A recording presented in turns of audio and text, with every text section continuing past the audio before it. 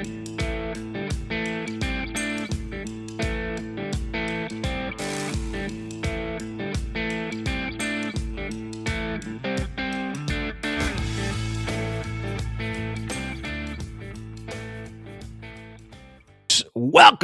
to 2026. This is the Crime Dawg live stream. I'm your host, Johnny Fiorica.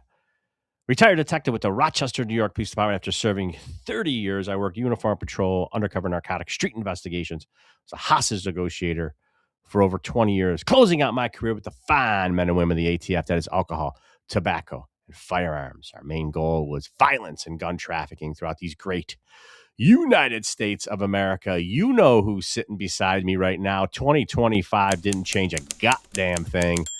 David, welcome to 2026. He's a 22-year veteran, RPD, retired, also a detective. He was a homicide detective. He was an undercover cop. He was a legendary street cop.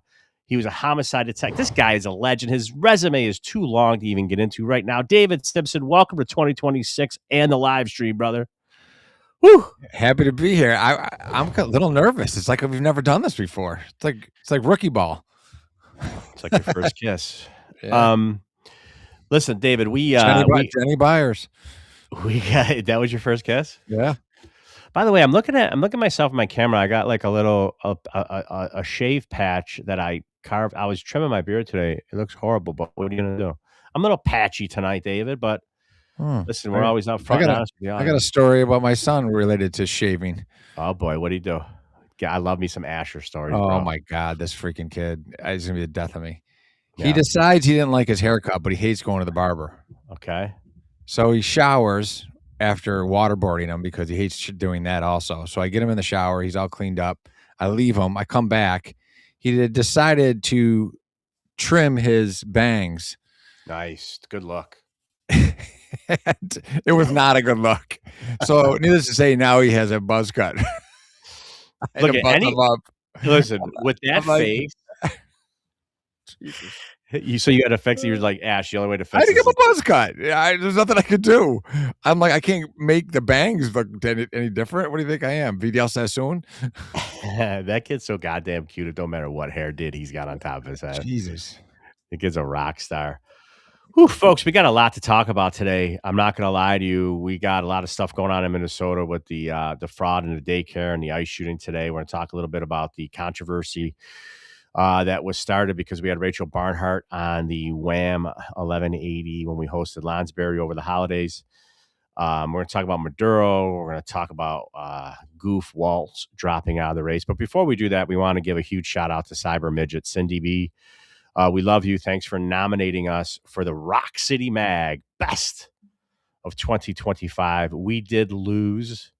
Shocker, David. That the people's champ. We're the people's champion. Listen, here's the deal. We weren't expecting to win, but however, we appreciate the support of the Crime Dog Army. Cindy for nominating us, and all of you men and women's out there that got us to the nomination, got us to the top 4 position. And then, hey, congrats to the winner. I don't know what their names are, but apparently they won. So anyways, David, I got to talk about something real quick. So Pamtastic, my wife, aka Pamtastic, feeling under the weather today. Got the floozies. She's not feeling good. It's going all around the Rock / America. Anyways, she's like, I want some soup. I'm like, okay, I'll go get some soup. So she sends me to Whole Foods, which, by the way, that's unbelievable. I don't know why people bitched about the Brighton location. Okay. Because that place is like a palace. You could do surgery on their floors. It's so clean in there. And the selection on their hot bar was unbelievable, to the point where she sends me there for soup. I'm like, yeah, I'll give you a call. I'm thinking it's like a restaurant. They're going to have a couple selections. There was like 942 soup selections on the buffet. Okay. Where do you think they come from? They're not making them there. I don't know. But I'm like, you got to see this. It's unbelievable. I call her phone. I'm like, okay, get ready. And she's like on the couch. She's not feeling that good. So, and my little guy, Frankie's not feeling good. You could tell I'm a little stuffed up. We're all effed up at the house. But literally, I'm like, 2 sides of the buffet. I'm like, okay, there's lentil, there's Italian wedding, there's Italian wedding. I'd read like I said, 452 soups off. She gives me her top 2. I'm like, maybe Uncle Johnny's gonna go for a little clam chowder. So I grabbed like 3 of them. That's not why my story is going. These crazy liberals, they tell us, you remember within the last 10 years, no paper straws, no paper bags, and they switched to no plastic. Whatever the flavor is of the month, like you can't have like climate change and environmentalists. And I remember them saying within the last 10 years that like you're killing all the trees, don't cut down trees for paper. But okay, Whole Foods is nothing but paper. Amazon, owned by Amazon, all the boxes you get. But I'm literally checking out. I put each individual soup in a small Whole Foods bag. Then I take those 3 paper bags because they're in paper cups, like the soup cups with the cap. Then I put those paper bags inside of this. I thought paper was good and plastic's bad. I don't know. I don't even like. I thought they didn't want anyone to cut down trees like 10 years ago. Either way, I put the 3 soups that are in paper cups inside the paper bags. And by the way, Whole Foods has these gorgeous like shopping bags, which I wanted to steal a bunch of them. I'm like, these things are great. A nice handle on them. It's unbelievable. I don't know what's going on. Paper, plastic, bring your own bag. I don't know what's going on in this world, but 972 soup choices with 42 different variations of a paper bag. Well, you're at Whole Foods. I just want it known. A public service announcement. I have no phone. I smashed my phone in the gym today on accident. You were blowing out sets? Ripping them, making the weights scream.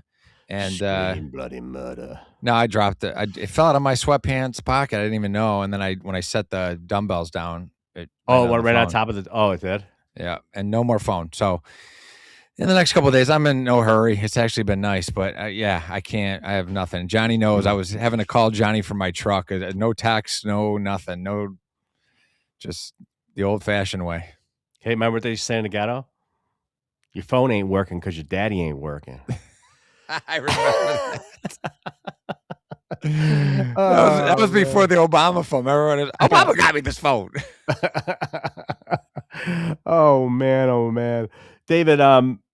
What is it? Oh, so listen. There's I got a New Year's resolution. You do? Yeah. I'm not gonna adhere to it. But so Danny, our super producer, he handles all our social media and all of our stuff, and he gets text messages and emails, and then he sends them to both of us. You don't read them. I read everything Danny sends me. You delete everything. Anyways, one of the things that he sent me was, man, he goes, somebody had sent him, some friend of his or somebody had sent him a text or an email or some listener. And they go, Johnny was on fire tonight, but he was swearing a little bit too much.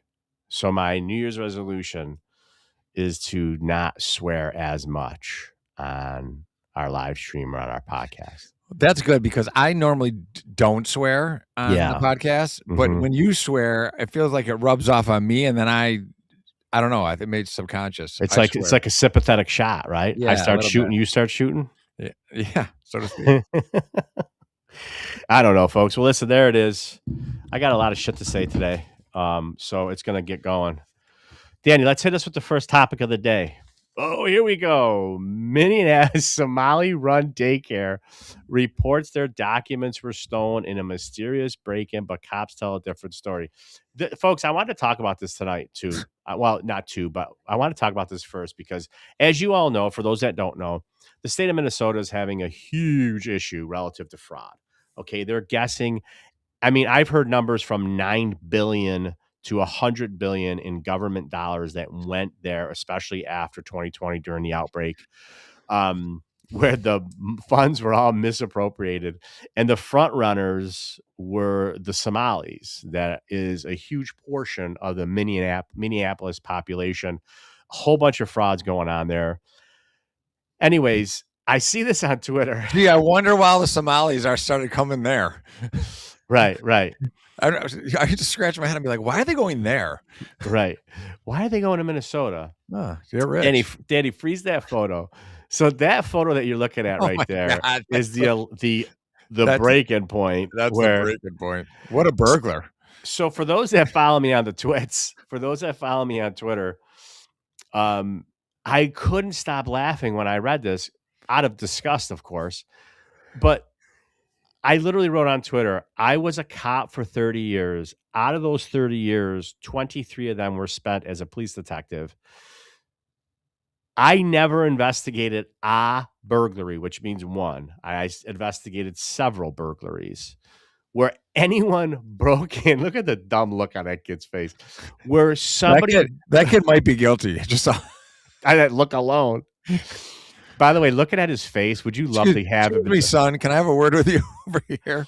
Yeah, I know. You wouldn't even have him sit down or have to buy him a garbage plate. He'd be shitting his pants and telling you everything. But anyways, David, I couldn't stay off the twits. I got on Twitter right away and I was like, in my 30 years, 23 as a detective, I never investigated a burglary where the suspects only stole documents. And the reason why they stole documents is because they knew the DOJ, the Department of Justice, was boots on the ground, literally inside of Minnesota. And they were actually going there this is one of the places they were going to check on the records where allegedly all these kids were supposed to be going there and where the money was supposed to be spent on daycare, on autism, on all kinds of things, food for the homeless, food, whatever, all these things. They literally stole all the money basically. But the burglar broke into the daycare center, David, and only stole the documents. The owners know nothing. Owners know nothing. Right. It just made me piss my pants. I'm like, all the shit that you and I detected and investigated over the years. A proceeds burglary has never been one. No Watergate. Right. Well, you know what's so funny? I don't remember. Maybe we talked about this on Lonsberry or our live show. I don't remember which one, but we're like, we wrote search warrants. You and I wrote search warrants where it wasn't for guns, it wasn't for dope, it wasn't for recovering, apparel from a murder or shooting or the fruits of that. Sometimes we wrote search warrants where we were trying to articulate the profits and proceeds of an organization, which basically said we wanted to show the organization hierarchy. Was there ledgers in there? Was there paperwork? Were there documents showing how they ran the organization? Did they have ledgers, books, keeping track of money, how they spent it? We did write search warrants for that, but that's totally different than somebody breaking into a place of business to steal documents. This is literally turning into the bizarro world. It got more bizarre today. Yeah, I know. It got way worse. So anyways, that leads us to the governor of the state of Minnesota, Tim Walz, otherwise known as Teapot Tim. We all know who he is. I think Jesse Waters named him that. Fraud fallout forces Democratic Governor Tim Walz to abandon his reelection bid. David, they were talking about him. Look at that. That face says it all.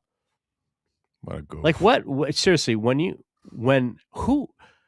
I look at these dudes on the left, okay? And I'm like, women, when they're attracted to dudes, like there's always a vibe that a dude puts off. Like, what vibe does that do? His wife's got to be such a goof along with him. Anyways, I digress. You know what? If he was like lived down the street, he'd probably be like the nice guy that way. Like he's probably a decent guy. But as the leader of a state, the person that has to make tough decisions, the person that's not going to let the state get robbed blind while he's got that dumb look on his face. That's not the guy. You think that guy's coming into the Garagio? No. I don't think he's coming to the Garagio. I think it's the guy you drive down the street, but will at least say hi to you. Right. While he's waking, you give him a horn honk. Hey, Tim. No, I don't. And then as you drive, I give him the window wave.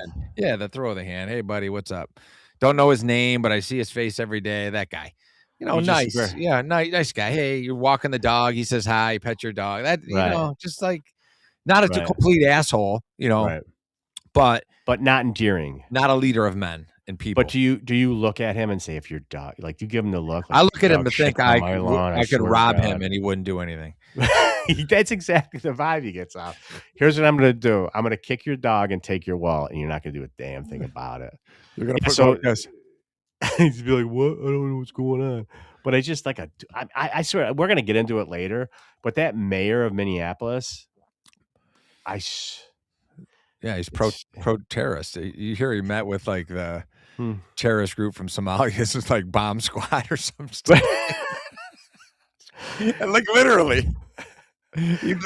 Sarah Adams posted something today like that he was meeting with what's the damn Danny? What's the name of the terrorist group that's based in Somalia? Like it's an offshoot of Al Qaeda, but like it's got a Not separate name. ISIS.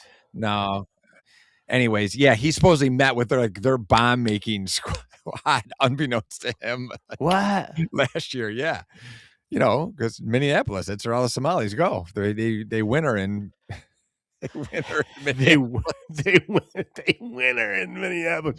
You know what I think I'm gonna do? They make I'm about gonna $400,000 each on fake daycares. Send about 200 of it back to Somalia. Build huge huts, They build mansions / Mansion. AKA 2-story huts in right, Somalia. big teepees or something, and Yeah, that's amazing. By the way, I love the way you were just treating Danny like Jamie from the Joe Rogan Experience. yeah. Jamie, And look no, this what I up. love about Dan. Danny goes, I have no idea. How about look it up? You got a phone. By the way, folks, you're not listening to the conversation that's happening in our 2 years right now. Danny's going, I am looking it up. Like, in other words, David, just Oh, that's not it. you can't. Oh, Al Shabbat. Al Shabbat. Yeah, thank That's you. it, Al That's what Shabbat. I'm looking for. By the way, I would have done it myself, Danny, but I don't have a phone. Yeah, that phone. Your phone's in purgatory right now. It Wait, is. by the way, when I asked you what happened to your phone today, you're like, basically, you were like in negotiations with Verizon. You can't win with Verizon anymore. No, I'm with Remember back in the AT&T. day, you used to argue with them all the time? I'm leaving with AT&T to go to Verizon. They're giving me $25 less, and they're giving me a free phone to add a line to my daughter's line. So I'm making out going to Verizon. Right. Whoa, look at this guy coming out of the cut. Oh, my Bobby Erdis. There's a legend. That dude's a great dude right there. Bobby, you want to be our producer? See, he jumps right out with Al Shabab. Thank you, Bobby. Erdis. Folks, for those that don't know, legendary police detective with the RPD. Awesome guy. He worked with the RPD till he was like 92. Seriously.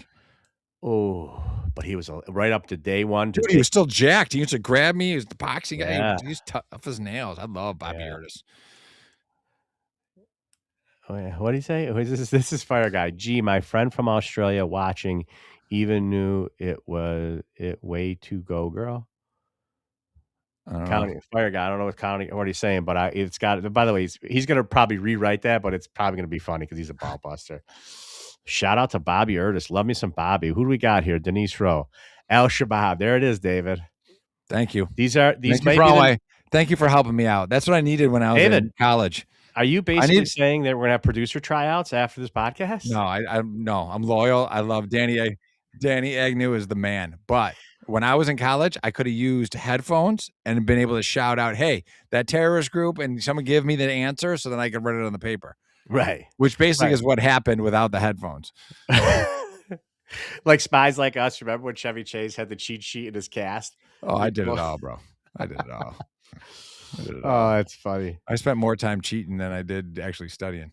By the way, David, I was super stoked to see Bobby's name. It was well worth logging on in the live stream tonight. I know. I met that one of the few people I truly miss was Bobby Erdis. For everyone out there, the guy was, legendary. You know who I saw in the same classification of legendary old time coppers? Mr. Frank Fideli. I saw him at the rank, gave him a big hug. Sweetest guy in the world. Another guy that looked out for me, Mr. Fideli. Shout out to Mr. Yeah, Puffy Fideli was the man. Yeah, Frank he was an expert in the motor, expert with the Hells Angels, and he was. By the way, Frank was another guy. Like right up into his retirement, he had like a freaking 30 ways. He had, he was like Bobby. I hugged him. He was still jacked. He still had, not wasting away at all. He's all there. I wouldn't want to roll around with him. No way, man. Puffy Fideli, he was a great dude, man. He's a great guy. 100%. He's from the old neighborhood. I was just gonna say that. Puffy's from the old hood. Isn't Bobby Erdis from Charlotte? But I don't know where Bobby's actually from. 10th Ward, but maybe? I know. Well, we'll talk off here about Charlotte. Anyways, Danny, what do we got? Danny, what do we got next? Oh boy, David. Listen, we have to talk about this. Okay. What happened? Okay, you know what happened. By the way, folks, for those that this is not the truth. We talk about it all the time. David usually logs onto our live stream with about 0.8 seconds before we flip to switch live. I'm on 15 minutes before, 20 minutes before, going after the rundown with Danny. Danny's like, Johnny, this is 1, this is 2. Danny tells us exactly what order the topics are going. As soon as David logs on, Danny's like, hey, do you want to tell Dave what you're talking about tonight? I'm like, no, I don't, because A, he doesn't listen, and B, he doesn't care, more importantly, because he just wants to see the curveball, David, while he's at the plate. I He hit don't want to see curveballs, but I hit curveballs better than fastballs. That's what I'm saying. Just throw it up there. We'll go. We're just ready to go. So anyways, we're going to talk about this, and we're going to be serious for about maybe 2-3 minutes. Some of our loyal followers, who we love, by the way, were hypercritical of David and I. There were? iHeartRadio calls us. They're like, hey, could you fill in during the Christmas time for Bob? Pick a day. Phil Mercado, the program director of Wham, reached out. I'm like, yeah, we could do it. Usually we fill in for Bob's night shows, but our holiday and our Christmas season was kind of packed between our super producer, between Dave and my schedule. We're like, we can't do the night shows, but we'll do the morning show from 8 a.m. to noon. That was on Monday, December 29th. The night before, they sent us the questions the night before to ask. Who did? Phil? No one sends us questions. Who are you talking? You busting my balls. Anyways, so the night before, I reach out to Rach. I text her. I DM her. I'm like, hey, you want to come on the pod? I mean, on Bob's show tomorrow. We're hosting maybe the 3rd hour. Come on. David and I are kind of intrigued about what's going on with the Airbnb situation. I definitely am. As a former real estate guy, I definitely am interested. I was not getting it. So I needed, she seemed to be an expert in that topic. Right. So what ended up happening was I reach out to Rach, and I say to her, you want to come on? She's like, yeah, sure, Johnny, I'll come on. And I told her, I said, listen, full disclosure, we know nothing about it. We're looking to get educated on it. You've been all over Twitter about this. We want to talk to you about it, kind of get educated, educate Bob's audience about it, whatever. She's like, yeah, I'll come on. Cool. Well, after we post, she posted that she was on. Hey, thanks to the guys for having me on, blah, blah, blah. Some loyalists, which we appreciate you guys in our army that constantly have stuck up for us over the last year or two since we've been going, were angry with us. Some more aggressively than others, saying, I can't believe you got this cop hater on. I can't believe, she's such an X, Y, and Z, blah, blah, blah, blah, blah. Look, here's the deal, folks. She was on our podcast. She was in our studio in the Rock, downtown, where our studio is at Easton Alexander. She was there. She was there by herself with us in our studio, talking about a whole plethora of things. It was the time when DA Sandra Dorley was going through her stuff. Anyways, we've had her on. We've had her on Bob's show before. She's called into our pod. We've had her on. We know she's the opposition, but I'm not defending us because we're not apologizing. However, we've had Joe D'Amelio on. Joe D'Amelio, salt of the earth. He's friends of our family. However, when you look at what David and I did our whole careers, he is the quote unquote mortal enemy of detectives. He is a defense attorney and a damn good one. The best. He is the Miami Dolphins to our Buffalo Bills, basically. Okay. And he came into our studio. Okay. So he's the polar opposite of what we did for a living. Okay. We had Todd Baxter on. Todd's a Democrat. Dave and I are not Democrats. So again, these aren't examples because we're apologizing for what we do. We have consistently told our audience, we shoot it down the middle. Common sense has arrived. We'll talk to anybody. We have asked people to come on. And I'll agree with people that I don't agree with about everything. Just because I disagree with you on some things doesn't mean I'm going to disagree with you on everything because I don't like some of the things you say. Right. Even if it's 95%. If I agree with you on the 5%, I have no problem saying I agree with you on the 5%. Right. This hating someone, I don't agree with her. I don't agree with her takes on law enforcement. I think she's an ass about that. But I don't dislike her as a person because of it, as a human. Right. I just don't like her takes. And if she's knowledgeable about something like the ARMBBs, I want to know what she knows. Yeah. The only way you're going to know that is by asking and talking to her. Yeah. And, and the thing is this, and David, we said this on, I think we did a Saturday show. I think we talked about it the Saturday show after Lonsbury, which was after the first year. I think it was last weekend. Anyways, but we talked about it. And basically what we were explaining was we have at times asked, and For example, Begged. right, we've asked, begged, and at times taunted, and I mean that honestly, taunted, semi-bullied, but people don't take the bait. We've told you, we've asked the PAB people. We were this close to getting somebody inside the PAB to come on to do a stint in our studio or on our virtual studio, and they were ready to come on, and they were not the director, they were somebody within the organization, somebody that we talk to, have a relationship with, have disagreements with, but we were willing to talk to them. A lot of people don't know that, but yeah, we had somebody. When that person went to the PAB director, this was prior to the new one being there. PAB is like, "Are you out of your mind? No way are you going to talk to those guys." So they kiboshed it. So that just goes to show you, and that's a fact. I think we pull the tapes. I think we've talked about that before, but we've reached out to every director, every person that runs the PAB, anybody that wants to come on. Check my Twitter history. Check what we talk about on past podcasts. We literally try to get anybody to come on. Nobody does, and I'll be honest with you. I think that they're somewhat intimidated, not from an arrogant standpoint, not because we're the smartest guys in the world. It's because we come from the right place. We're not coming at anything, David, where we're bullshitting people and lying to them and pretending to take a stance just because we believe in something because someone else told us to believe in it. Right. You know? Yeah. The other thing you got to bring up though is people said that we get questions or something. They tell us what we can say when we go on iHeart. I'm just making it really clear when we're on the radio on iHeart in Syracuse and Rochester on the night show. No one's ever told us what we can say.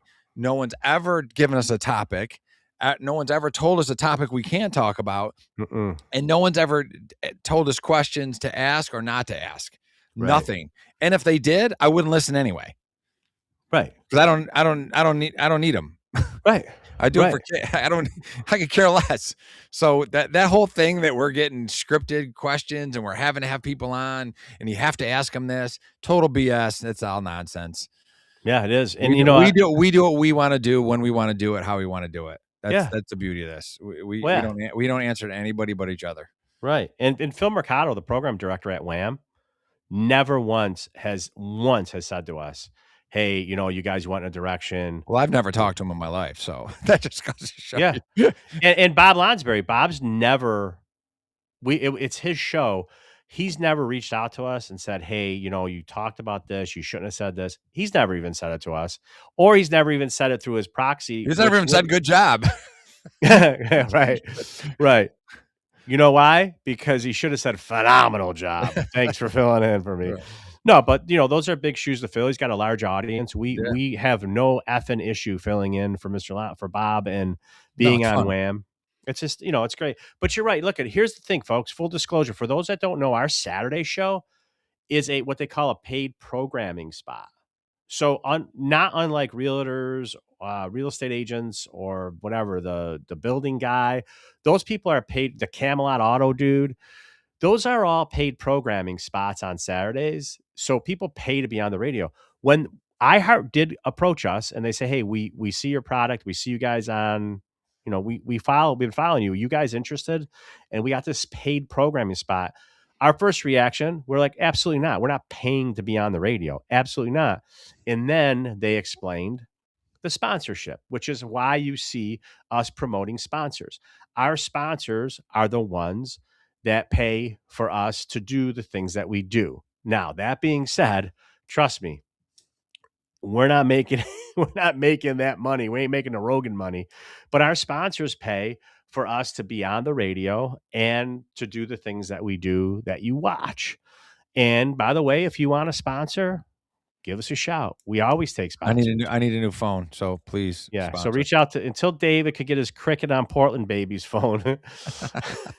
Cricket on Conky baby. Until David can get his Cricket phone, until he can get his Obama phone squared away. I was calling people off my daughter's phone. That's how bad it was. But anyways, that's our take on Rachel. I don't say this arrogantly. We're not apologizing. We do explain. We're only explaining, by the way, By David and I explaining, it's because we do love our people that follow us. I don't want to call them our audience because that's arrogant, but people that follow us and support us, people that support us, we felt like we needed to explain some things to you, and that's it. And like I said, play the tapes. Follow since we started this thing. We have unapologetically talked about everything under the sun. And that's it. All right. Anyways, let's go. David. Oh, here we go. So, okay, David. I called Danny David. Folks, for those that do work hard after the holidays and are not retired like David and I, where we constantly are on social media and the news, this is what happened while you were at work today. Dramatic footage shows ICE agents in Minnesota shoot and kill a protester and his friends. Excuse me. Whew. A little bourbon burp. I don't know. It wasn't bourbon. You know what I did? I chugged a DC, a Diet Coke before I came on air, and it just came up. Sorry about that. Live radio, folks. Kill a protester as Danny feds. just fell over in his chair. One of his 6 Kumatis that he's got at his house while he produces our show is like, hey, what happened to him? Why, Danny, get off the ground. Anyways, dramatic footage shows ICE agents kill a protester as feds were almost run down by her truck today. He was. Danny, he was hit. Yeah, you got a vid. We got a couple of vids and some still pictures show. Here it is, folks.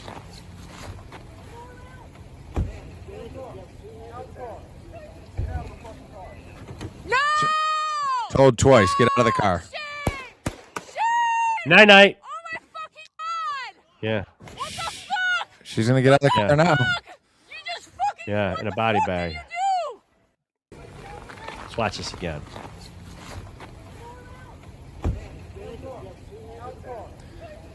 By the way, she's not even from Minnesota. Paid havoc rouser. Yeah. Now she can watch the protest from heaven. And you know what? No, it's sad. Is Or up from hell, wherever she's a mother. She's a mother, and she's out here doing this nonsense, getting herself shot, trying to run over an ICE agent. Yeah. That's pathetic. That's maybe think of your kids before you decide to go protest, especially in this means, because this obviously she was blocked. I'll let you. No, go ahead, David. Go ahead. No, you go ahead. She was blocking traffic. All right. There was a lady was interviewed, and her car's that way because she's trying to stop the ICE agents with her vehicle. Again, brainless. Right. All right. Like that's going to work, and B, that's going to end well. Then they get out of the car and approach her and say, okay, enough, get out of the car.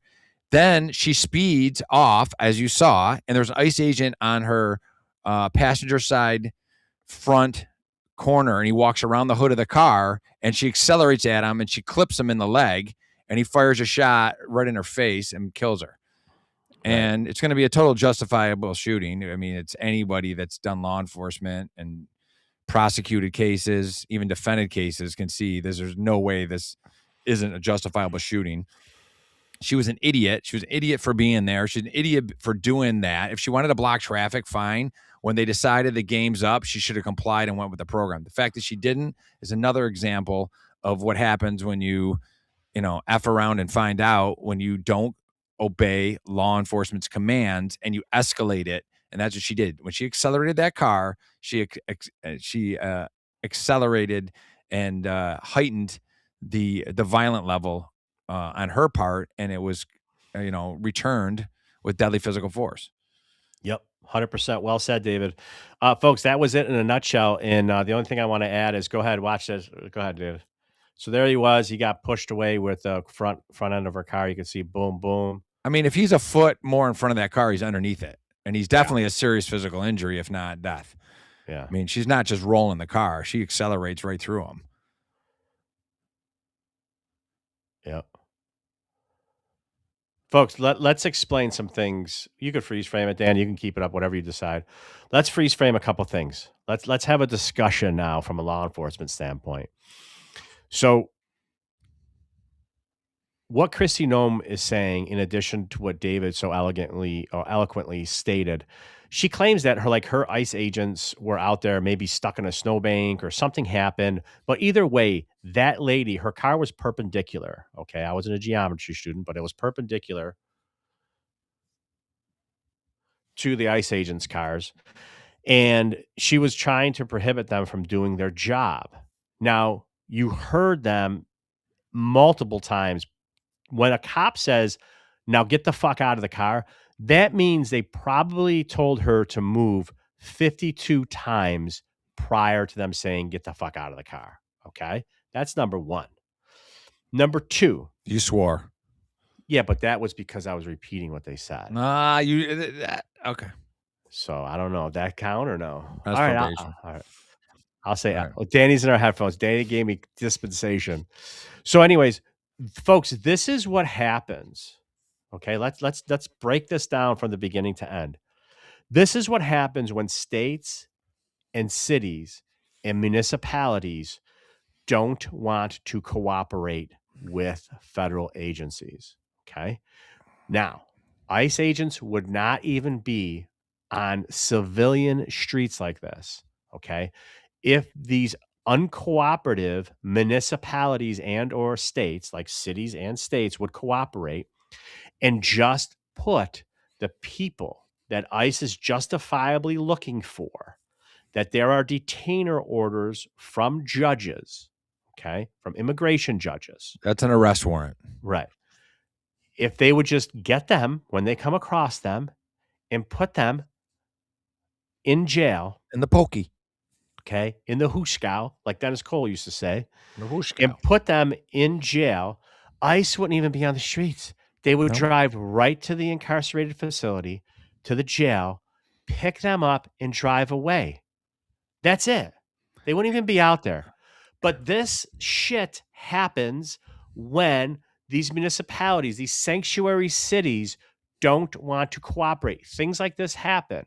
They virtue signal. They send messages subliminally to these crazy people like this lady who thinks she's going to have her moment in the sun and go on Facebook and tell everybody tomorrow, look what I did. I stopped this. Well, guess what? She's not typing again the rest of her life.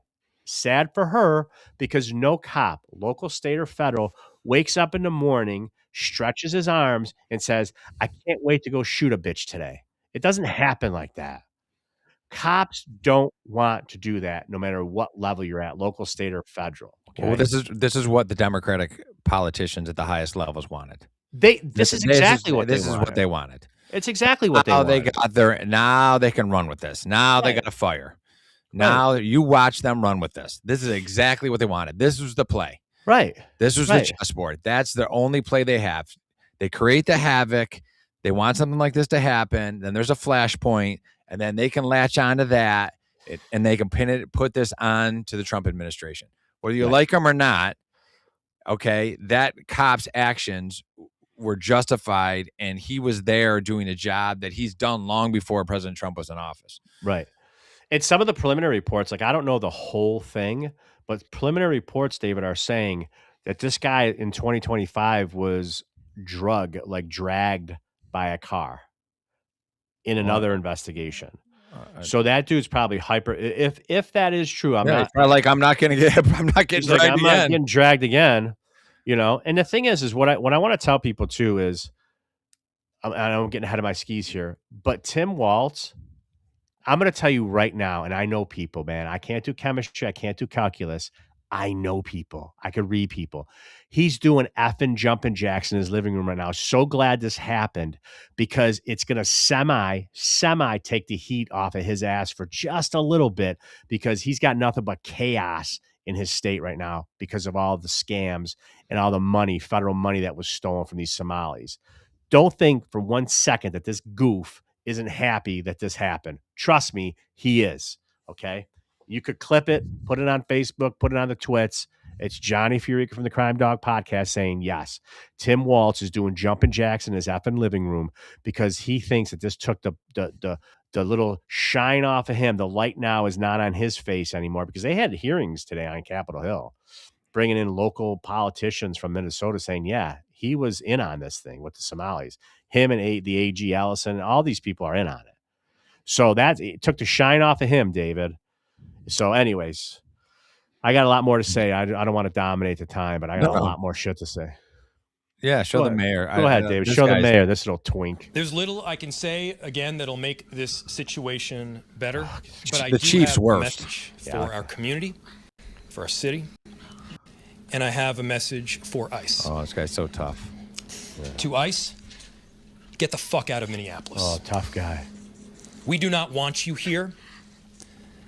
Your stated reason for being in this city is to create some kind of safety, and you are doing exactly the opposite. People are being hurt. Families are being ripped apart. Long-term Minneapolis residents that have contributed so greatly to our city, to our culture, to our economy are being terrorized, and now somebody is dead. That's on you. And it's also on you to leave. It's on you to make sure that further damage, further loss of life and injury let me is just not say done. a couple things here. First of all, there's no reason to have a signer. That's such a virtue signal. You don't need a signer. Any smart TV will translate for you. I mean, this even live TV, it catches. That's such bullshit right there. And by the way, I don't give a fuck. I'm swearing I can't take it anymore. I lasted 30 seconds into 2026. I can't take it. I can't take it, David. I tried, man. What do we? Hang on. Let me look at the shot clock. I'm 41 minutes into the podcast. I don't give a shit. I can't take it. David, I tried. Done. I'm done.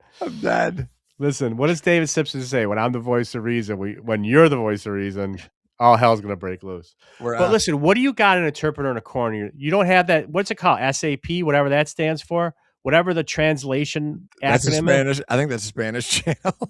is. It the SAP? Whatever. I think you're looking for closed caption. Closed caption. That's what it is. SAP. Oh, habla español. Yeah, SAPs for the Spaniards. Hey, Juan, check out this guy to my right. But the second thing I want to say, you know what I love? Folks, I'm going to give you a little hint into my little small effing brain right now, okay? That is hysterical. Who's this? We got a new follower, L 800-880-54. That's hysterical, by the way. She I did. don't know. He did. I don't know what it was. She Said, I wonder if the interpreter said fuck. She did, because there was like some hand gesture that was like, Oh yeah. I never see. Oh yeah, I never think about that. Thanks, Al. It's a good call. Yeah. But listen, here's the thing. Danny, hold the comments for 1 second. Hold the comments for a second. Hang on, Rance. We'll get to you, honey. So by the way, this is how my brain works when I watch something like that. So from my perspective, okay, David, you're going to know exactly where I'm going when I start to talk. When a guy is standing in front of an audience like that, and he doesn't have his tie on when he usually wears a tie, that is a subliminal message to his audience that he's there to work.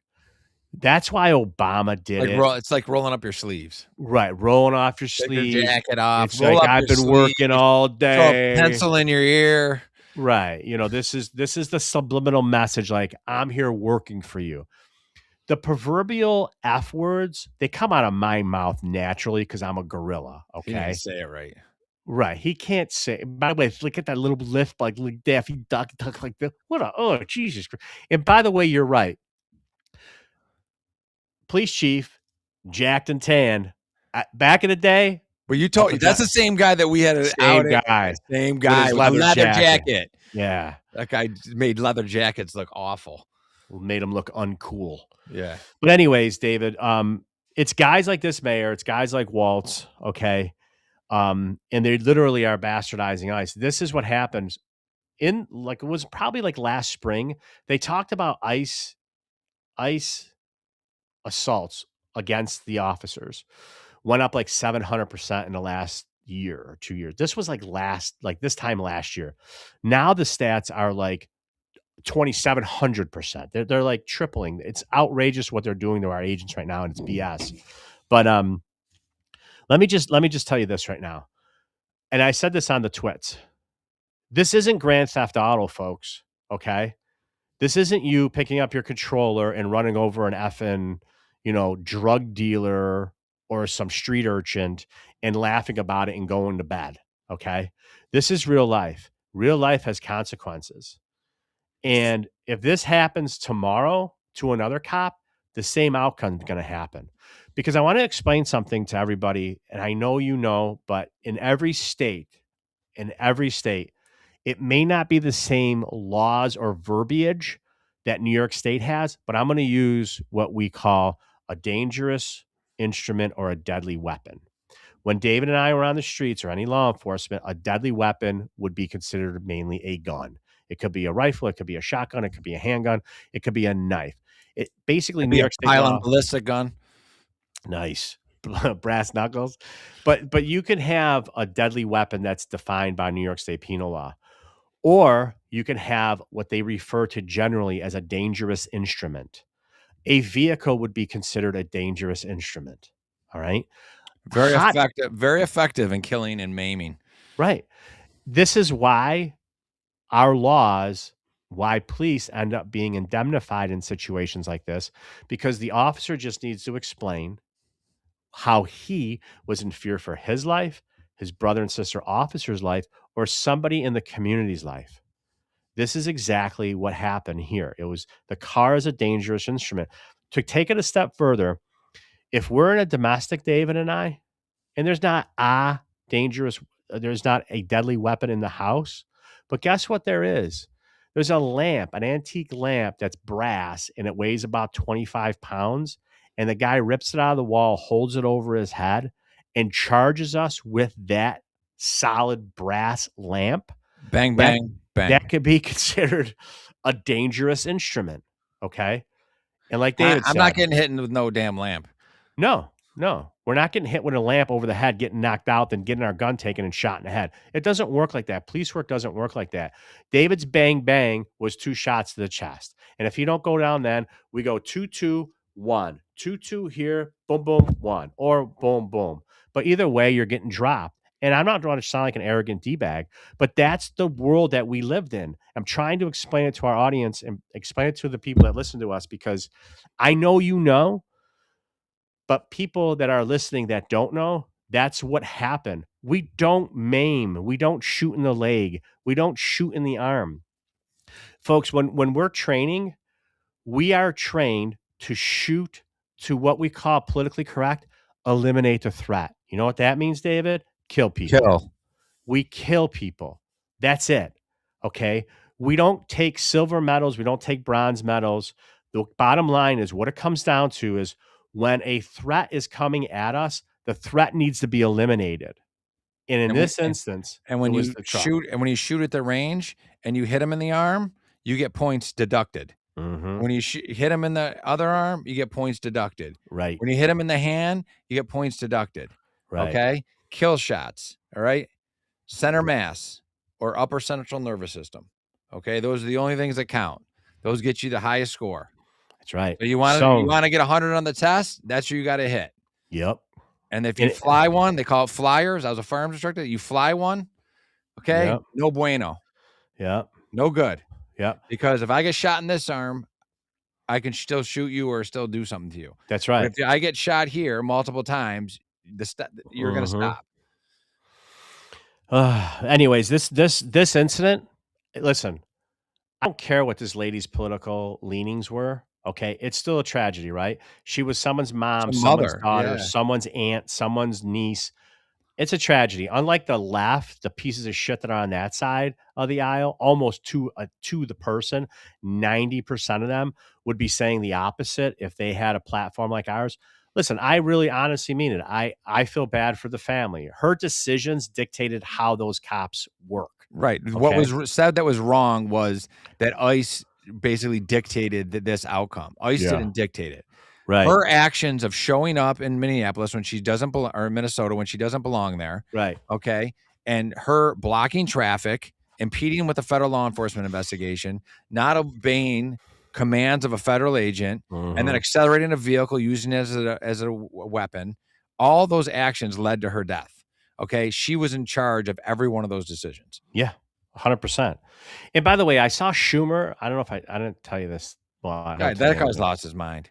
Like he was bad always, but he is the biggest fraud. Like that guy opens his mouth and he's talking in contradiction, because inevitably 10 years ago, he said the exact opposite of what he's saying today. Like every take is the exact opposite. Yeah. Like nothing he says is honest, above board. It's all politics, everything. And it's so true. If anyone in this administration, fine, you hate him. He cured cancer. Mhm. You would still find a reason. You'd cheer on cancer. Right. Like, it doesn't matter. It's that Schumer is the poster child Right. for the Democrats. Like, I respect AOC more than I respect Schumer, because Yeah. Schumer, she's at least not flip-flopping in every Right. issue. Right. Well, listen, first of all, that idiot, you're 100% right, David. Sorry. First of all, Schumer's a shy. He kills me. It's a thumb in my heart. But listen, this is exactly why we're so symbiotic and we line up. So we're so simpatico. Hey, listen, if this was an SAP, simpatico, that's a Spanish word, isn't it? Simpatico. Is that an SAP? Put that on the bottom of the screen, Danny. Anyways, we're so simpatico together because Schumer's quote today was, "This is what happens when you get no cooperation, when ICE doesn't locally cooperate with local law enforcement." Look at you, little bitch. What are you talking about? You don't cooperate.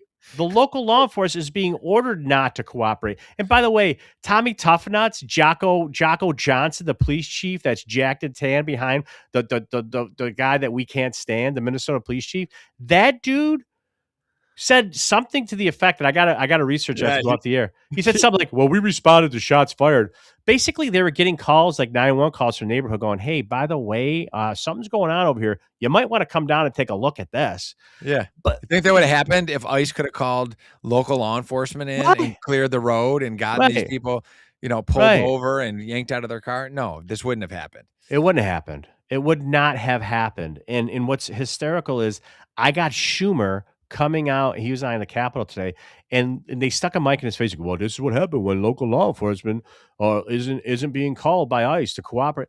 I like your Chuck Schumer voice. Thank you. I don't know if I can repeat it again, David, but okay. What a That's like Mr. Magoo. He is Mr. Magoo. He's such an idiot. But folks, there you have it. That's it. It's unbelievable. Anyways, Danny, hit us with the comments. Rants. What do we got here, honey?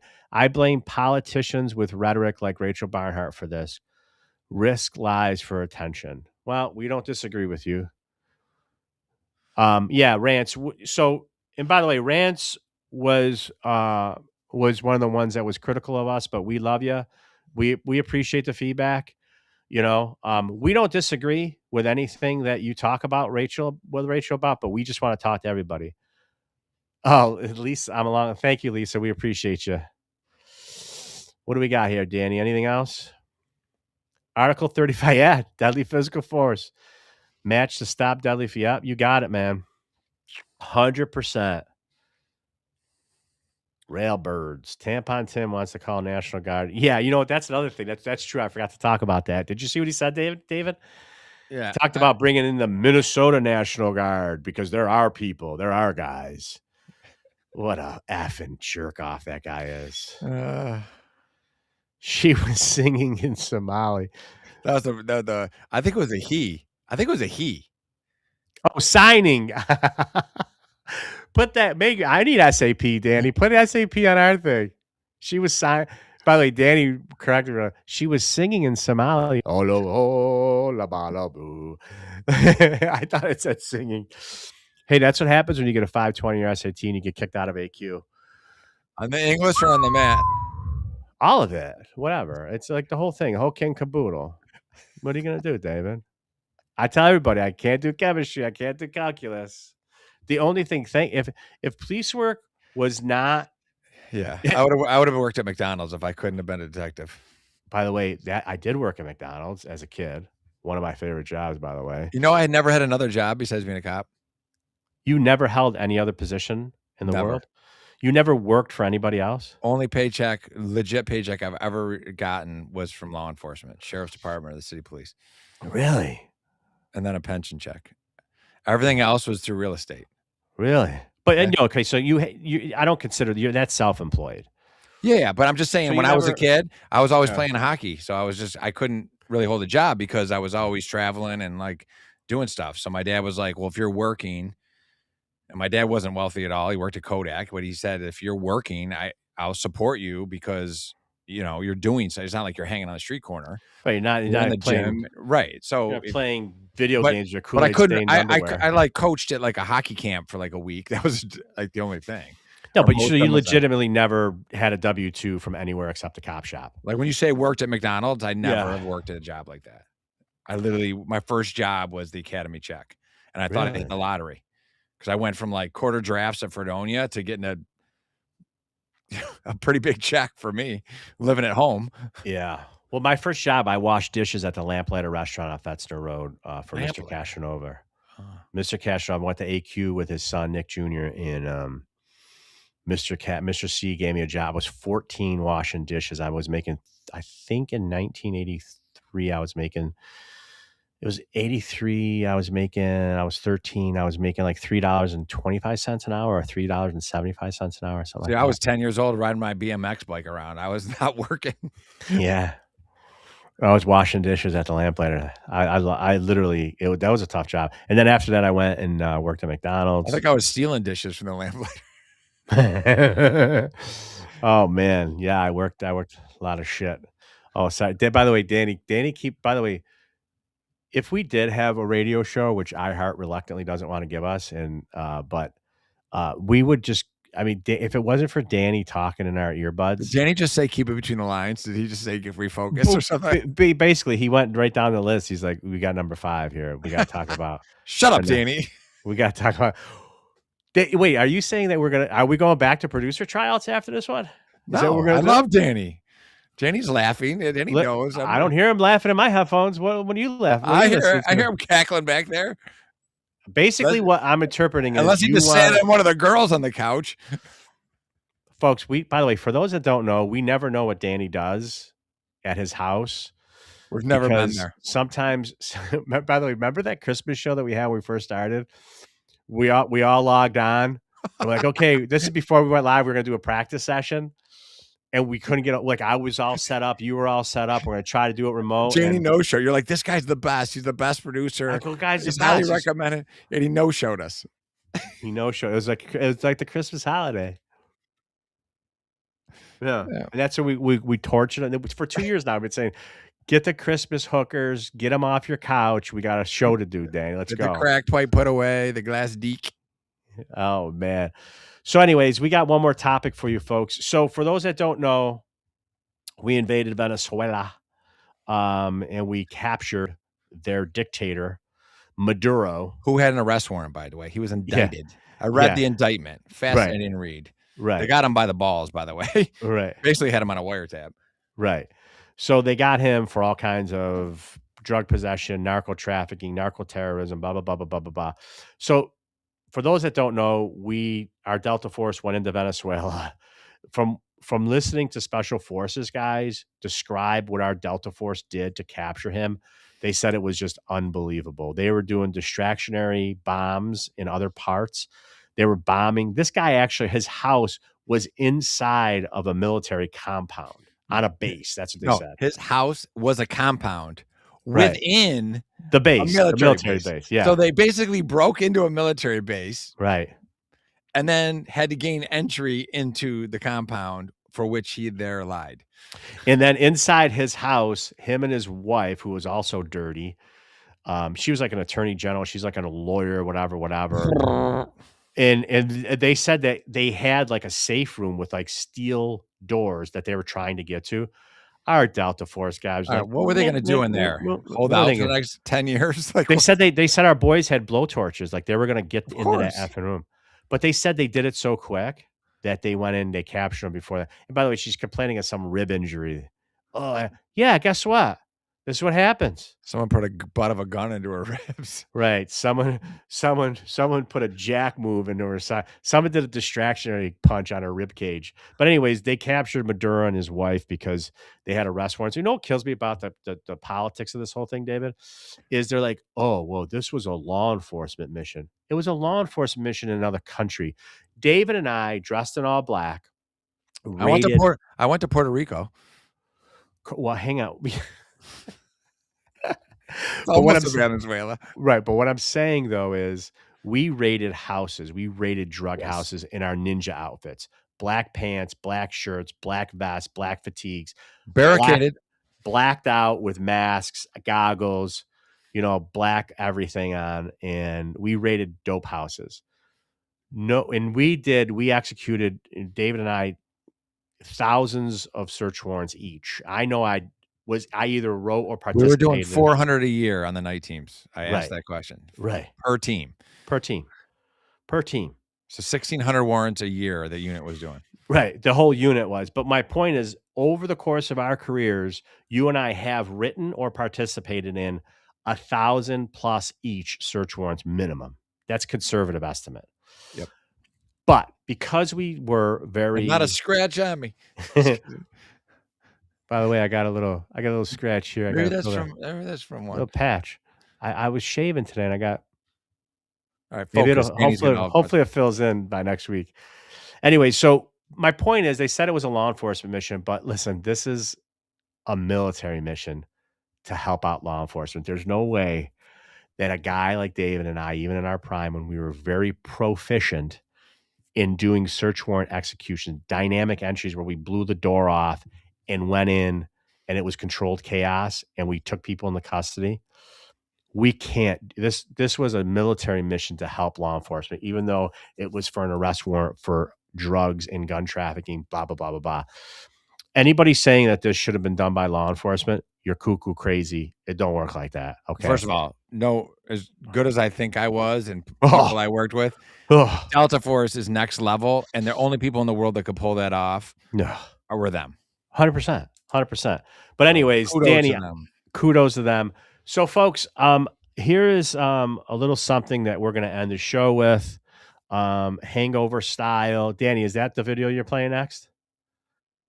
No tweet of the week? Did I miss the production meeting? Wait, hang on. Yeah, you did miss the production meeting. But listen, Danny, did you want to do something else before that?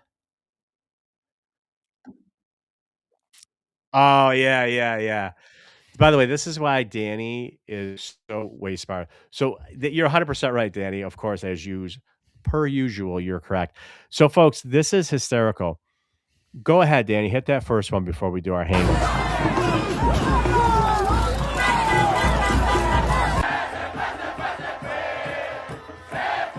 SAP right there. This is where I need the SAP to know what the other's singing. Saying we love Trump.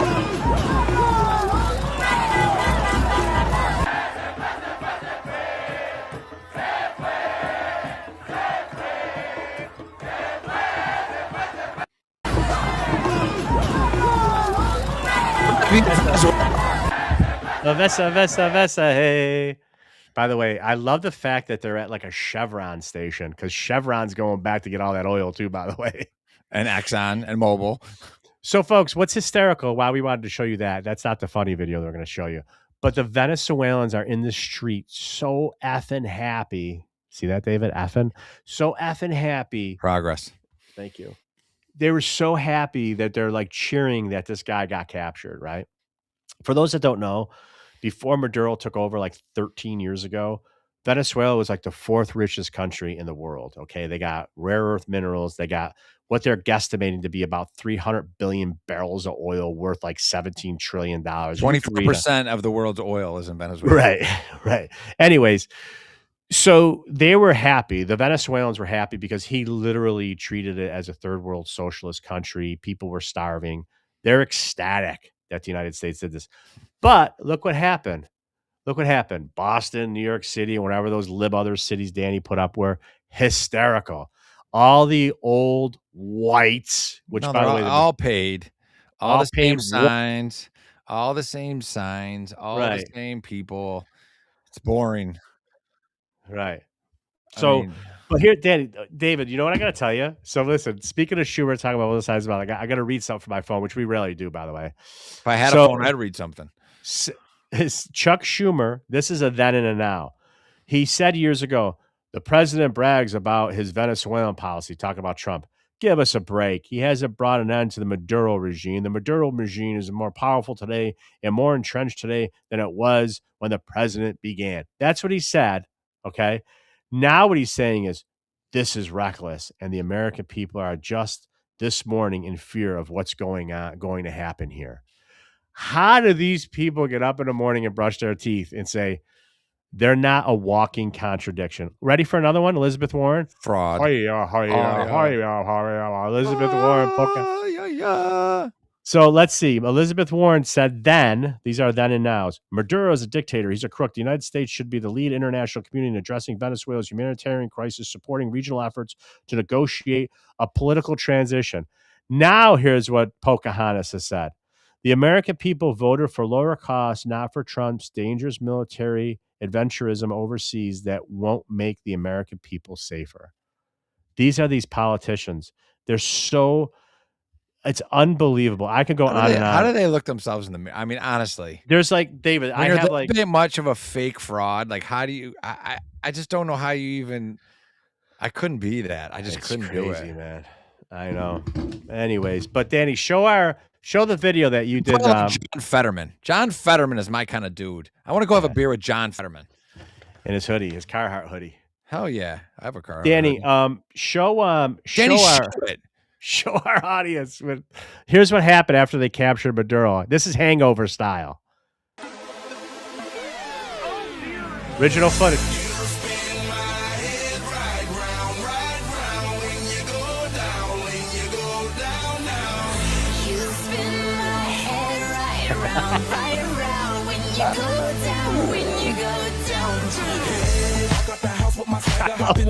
I got places to go. People to see time is precious. I look at my Cartier out of control. Just like my mind where I'm going. The women, the shorties know nothing but clothes. No stopping at my Pirelli's on. Unlike my jewelry that's always on. I know the storm is coming. My pockets keep telling me it's gonna shower. Call up my homies, it's on and popping the night 'cause it's meant to be. Oh my God. That was so great. When I saw it on the medias, I was like, damn, we got to put this in tomorrow's show. It's so freaking funny. That's good. By the way, that was like Hangover style. It was so freaking funny. Danny, if we don't have any other more comments. We do? Oh my God. Another one. Jimmy for Scott's. Oh my God. There's a Genesee boy. That's a Genesee boy through and through. What's up, Jimmy boy? Fire guy. That's the fire guy right there. He says, so much for cussing. No fireman talks. Sorry, fire guy. By the way, shout out to fire guy. He says he's feeling better. He and I have been DMing. Our thoughts and prayers and our love is all. What they do, how the kids do it? This is a fire guy. That was gold. That was hysterical. Oh man. David, you got anything else? Nope. By the way, I got this. If anyone sees a phone laying around, send it my way. David, David, are you asking the Crime Dog Army for a throw phone? You need an extra phone? No, I'll figure it out. I'm not in a overly big hurry. Can I make a suggestion? Sure. What I want you to do. Everyone else has, so you might as well. Let me just chime in here. Okay. What I want you to do is I want you to reach under your mattress. We call that the Italian banking system. Yeah. Reach under your mattress, right? I use safes, but yes. You don't have to probably reach far because your money's long. Just reach in a couple inches from your mattress, pull out a big fat stack, walk into Verizon. What they say is you give them money. It's like the bartering system. Yeah, I don't like to give it up. They want one band. Money flows through. They want one band. Money flows through. By the way, folks, in Dope Dealer Talk, that's a G Whizzle. That's a grand. That's a band. It's a band. So, David, listen, that's all I'm going to say. Reach under your mattress, bro. Grab that fat stack underneath there, daddy fat stacks. Grab the garlic knot with the rubber band, okay? No, I like the paper. I like the wrap. I like the legit wraps. All right, I'll get a phone. Relax, everybody. Okay, hang on, David. Hang on. Let's stop your cheapness. This is what Fire Guy was talking. He said, say hi to Denise. She's a friend from Australia. I have her hooked on you. He goes, oh, Australia, down under. That's what Fire Guy was talking about. Oh, my God. I was going to say something, but literally people that I actually met from Australia said it's very offensive. Wait a minute. Can I tell you what I learned about Australia, too, through one of my guys I follow online? Sure. Wait, I'm not going to say it because I swore off swearing on the show anymore. But I would fit in Australia great because it's my number one word. I use it on the street all the time. It is very offensive. It's more offensive in Oh, my the C opinion. word? Yes. That's your You know, word. it is my word because just before we were ready to fight, I used to call dudes the C word. Yeah. I'm like, come here, you effing C word. And then we would start to jack. But it was very offensive to say it to a dude. See, I get away with it because I say don't be a. No, I'd And say then they go, did you just call me? I said no. I said you're acting like one. Don't. Yeah. No, There's a fire guy. difference. No, yeah. Fire guy's misunderstanding. In Australia, they say that the C word is almost like they end it with sentences like you're like it's like a compliment. It's like you're such a C I need word. clarification on that. That's going in. I was going to say put another shrimp on the Barbie. They didn't like that because from Foster's beer commercial. By the way, fire guy's like you're gonna lose around. Well, Denise, listen. Thank you for listening. Thank you. Thank you for listening. We appreciate appreciate you. Our prayers are with you for the tragedy you guys had especially down for there. Bondi Beach. Absolutely, man. That was disgusting what happened. Our thoughts and prayers are with Denise, with you, your community, your family. I'm very happy that we got someone from Australia. Yeah, man, down under, baby. It's a long way away, I think. Mm-hmm.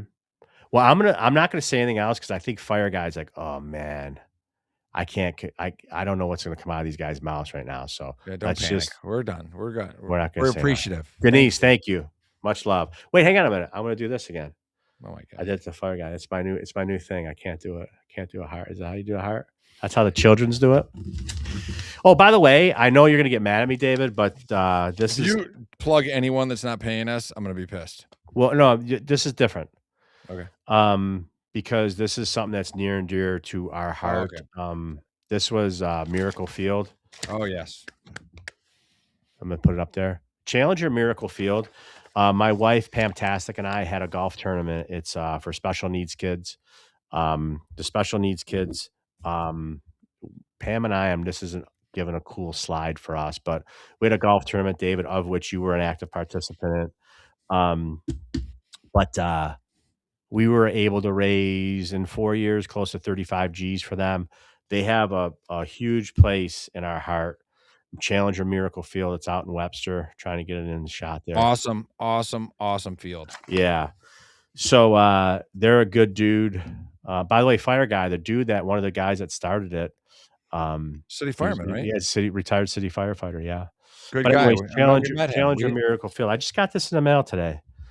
There's a beautiful story from Robin and Tom O'Grady. They're proud Miracle Field parents. I'll be sending in a donation. Yes, that's a great anyways, place. If you could donate to Miracle Field, I knew you wouldn't mind that one. 100%. That's a great cause. Yeah. Support Miracle Field. Ron Camp out there is a wonderful person. The program that they got out there, me and my wife are behind them 100%. Anyways, David, you got anything to add? Nope. Happy to be here. Anything I do to help the ball club. Anything to help the ball club. Folks, we missed talking to you guys. It's been almost 4 weeks. Thank you for tuning in.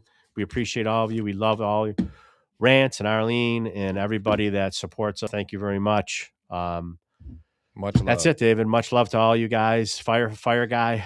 Thank you to Jim for Scotty, Genesee Boy, and Bobby Urtis, RPD Legends, for checking us out. We appreciate you guys. Yeah, I love those. Honored to have you guys. So absolutely. Thank you.